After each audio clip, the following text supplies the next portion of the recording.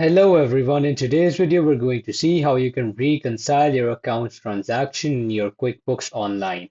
So first of all, of course, you need to prepare your bank statement, your credit card statement. You need to keep that information with yourself. And after you've collected that and you've set stuff up, you'll go to your QuickBooks Online account. So simply on your laptop, you will search your QuickBooks Online account and you will sign into it. From there, you will see the left-hand menu will be a drop-down menu with plenty of options. From those options, you will select Accounting.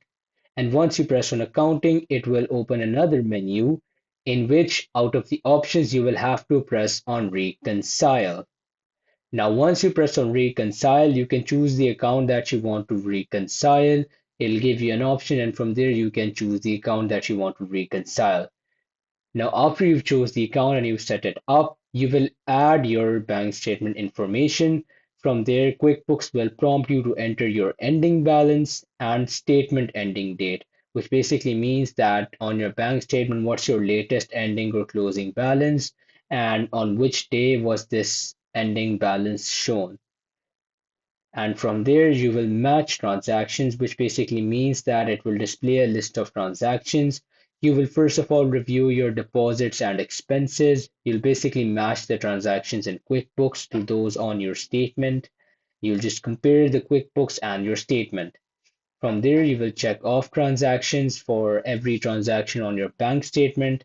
Basically, whichever is matching in QuickBooks, you will take it. So it confirms that it's matching with QuickBooks.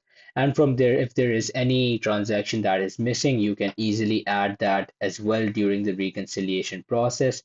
And at the last, you will ensure that your difference is zero in your QuickBooks and your bank statement. So you just need to make sure that the account difference is zero.